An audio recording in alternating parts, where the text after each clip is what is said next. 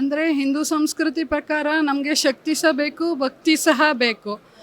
ಭಕ್ತಿಯ ಆರಾಧನೆ ಜೊತೆ ಶಕ್ತಿಯ ಆರಾಧನೆ ಆಗದಿರೋದ್ರಿಂದ ನಮ್ಮದು ಹಿಂದೂ ಧರ್ಮದ ಸ್ಥಿತಿ ಈ ರೀತಿ ಇದೆ.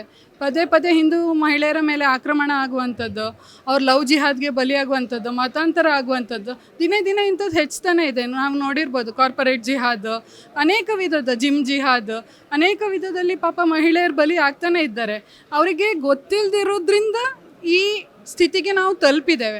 ಅದಕ್ಕೆ ನಾವೇನು ಮಾಡಿದ್ದೇವೆ ಅಂತ ಹೇಳಿದ್ರೆ, ಈ ಗುರುಪೂರ್ಣಿಮೆ ಮುಖಾಂತರ ಅವರಿಗೆ ಧರ್ಮ ಶಿಕ್ಷಣ ಅಂದರೆ ಕುಂಕುಮ ಯಾಕೆ ಇಡಬೇಕು, ಕುಂಕುಮ ಹಾಕೋದ್ರಿಂದ ನಮ್ಮ ರಕ್ಷಣೆ ಹೇಗಾಗ್ತದೆ ಆಧ್ಯಾತ್ಮಿಕ ಸ್ತರದಲ್ಲಿ ಅದನ್ನು ಸಹ ಹೇಳಿಕೊಟ್ಟಿದ್ದೇವೆ.